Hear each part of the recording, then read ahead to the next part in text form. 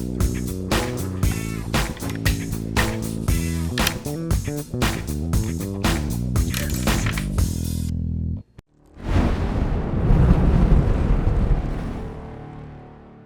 everyone, Diggs here for Lockpickers United, and welcome back to Teardown Tuesday.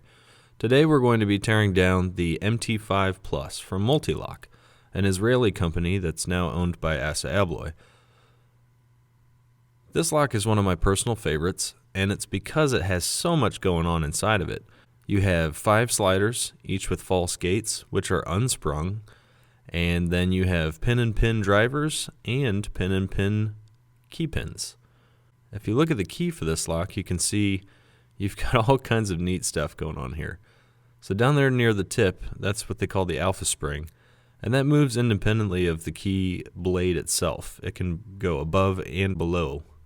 See, if I just touch it, it sinks down, and if I hit it from the backside, it rises up. And that's important because it hits the pin right at the back of the keyway, which you'll see in a bit. And you can also see the cuts here. You have inner pins and outer pins, and each of them can have individual heights. So sometimes they're the same height, sometimes the inner pin is lower, and sometimes it's higher, which makes picking a real challenge depending on the types of picks you have. Now taking a look at the plug, you can see that this is the right orientation because of this little damage right here. That's for me tensioning the lock. From the side, you can see these positions where all of our sliders go, sliders 1 through 5. If you look at the top, this is where all of our key pins will go. You see there's no counter milling or anything there. And then that's where the alpha pin goes. It's an interesting little device.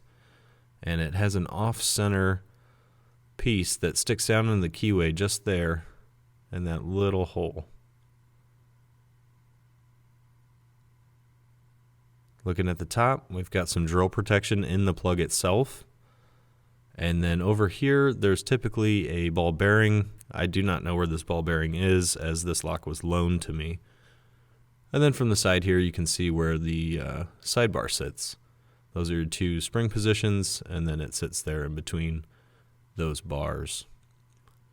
Here's a close-up of the sidebar itself. You can see it's got rounded tips, and then in the center, you can see all of the fins on this sidebar are centered.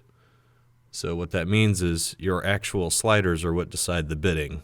The sidebar does not code the lock, unlike some ASSA locks.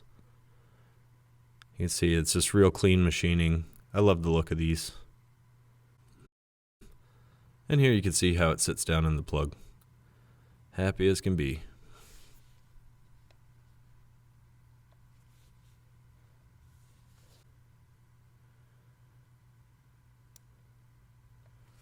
Moving on to the slider itself, you can see a dramatic difference between the depth of the true gate and then all of the smaller false gates.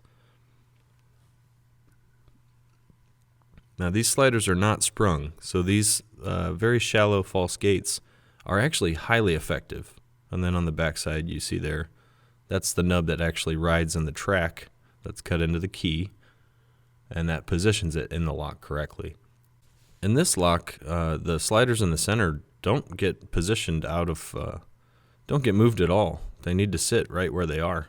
So it's actually more of a game of not touching them than it is moving them to the correct position. And here we see a key pin. You'll notice right out of the gate that these are pin and pin, and it really changes the experience of picking because you have 2 different elements here that have 2 separate desired heights. Sometimes through bidding they are the same height, and therefore you can put a flat flag across the bottom of them and pick them to the same height. But more often than not, that inner pin either needs to be higher or lower than that outer pin, and so they're picked as 2 separate elements and in different stages. You can see, well, my tweezers are not the right size for these inner pins, so getting them back together is can be tedious. But the cool thing about Mul-T-Lock in general, one of my favorite things anyway, is most of the elements are big enough that you can just handle them with your fingers. You don't typically need to bother with tweezers.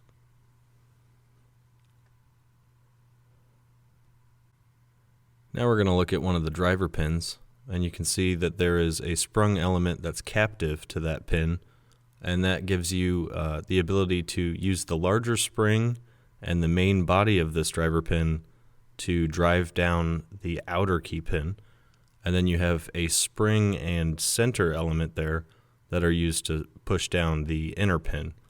And you can see there's actually a little bit of spool action there right near the tip. It almost looks like a barrel spool on the one end, but there actually is no countermilling or anything for that to line up into.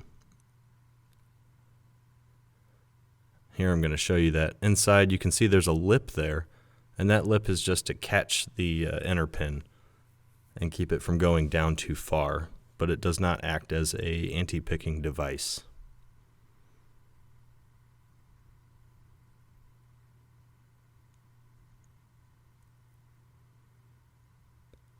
Here I'm giving you a close-up of the spring. The only thing to note here is they're just awfully wide, and that is, I believe, so that you can have that center element that springs up higher than the driver pin's main body, and it has nothing to run into because that spring has a wide open gap for it.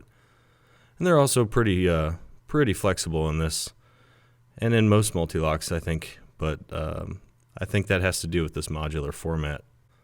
You can see there's drill protection in the actual lock body itself. Up on either side of the driver pin stacks in that Bible, there's more drill protection. And then you can see that the slider groove there at the bottom. And on the face there, you have coverage, but Buddy was telling me that when these first came out, there was actually some locks produced where that front lip was not there, and you were able to bypass that front lip and interact with the sidebar directly. So here I'm just showing you, this is how you would slide your sliders back in there. You got to make sure that the angled end of it is facing out and that the nub is facing in. And just a note about putting these locks back together in general, Mul-T-Lock is awesome in the case that you scramble up your parts, because it's very easy to figure out where things are supposed to be. So all you have to do is throw those sliders in. Let's say you have them all scrambled. Just throw them in any position at all, and then make sure that your key is lined up, because it will actually over-insert, and then it's going to lie to you. But you can just look in this window here, and you can see right out of the gate, those 3 center sliders, you can see that deep true gate, and then the pins 1 and sliders 1 and 5, you can tell are incorrect. So here I'm swapping them out, putting them back where they need to be.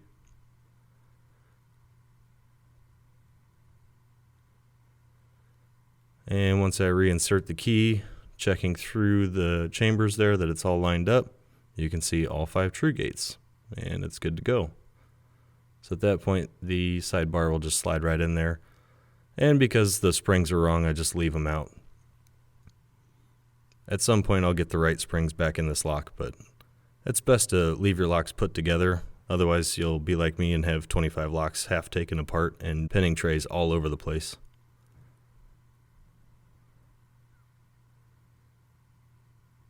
So now that I've got that set in there, I'm going to throw the top pins back in. And this is the time that I'll tell you the most important and really the only thing that you need to know for taking these apart. When you are going to pull the plug out, you put the key in, you got the C-clip off the back, it's all ready to go. If you're going to use a follower, you need to turn the plug 45 degrees, not 90. Because if you turn it 90 degrees and you pull that key out, you've got a wide open gap for all those pins to drop down into.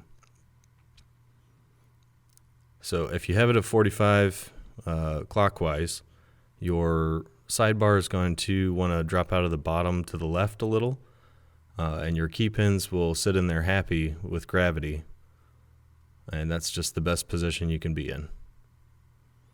I've actually never had an issue taking these apart. Putting them back together can be a task, specifically putting the springs and the driver pins back in. In a mortise format, it's great because typically you've got set screws or grub screws, and you can just drop them down in there. But in a format like this, where it's already taking space away from you because it's modular, it's just kind of a pain. And so I struggled with it pretty hard, and I'm not going to waste your time showing you the film of that. So hopefully from this video you got the gist of what the MT5 Plus is all about. I'm really excited that we're doing it this week because it is a beast. And I would say definitely the strongest lock Mul-T-Lock makes. And it's just very interesting. It's very fun to pick, even though it's very difficult. So come back to us on Throwback Thursday and definitely for Slaying Saturday so you can see this lock get taken down. And happy picking.